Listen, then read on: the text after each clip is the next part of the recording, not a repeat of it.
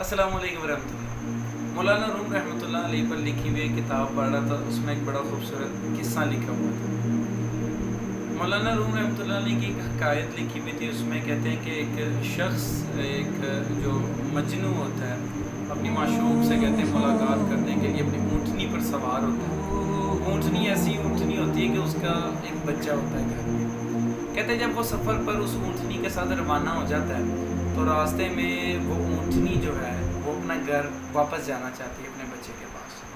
मगर जैसे ही मजनू का ध्यान थोड़ा सा भटक जाता है, वो जो लगाम ढीली छोड़ देता है, वो ऊँटनी क्या करती है, दोबारा से घर की तरफ जाने लग पड़ती है अपने बच्चे से मुलाकात करती। मगर जैसे ही उस मजनू को दोबारा होश आते हैं, वो दोबारा उस ऊँटनी का रुख अपने माशूक के घर की तरफ करती है। और इसी तरीके से कभी ऊँटनी अपने घर की तरफ जा रही है और कभी वो मजनू अपने माशूक की तरफ क्या कर रहा है, उस ऊँटनी को लेकर जाता है। और इस तरीके से क्या होता है कि दोनों अपनी मंजिल पर कभी भी नहीं पहुंच पाते। तो दरअसल इस हिकायत पर जब गौर किया जाता है तो ये इंसान की नफ्स और इंसान की रूह के दरमियान होने वाले मुकाबले का जिक्र जो है वो यहाँ पर किया जा रहा है।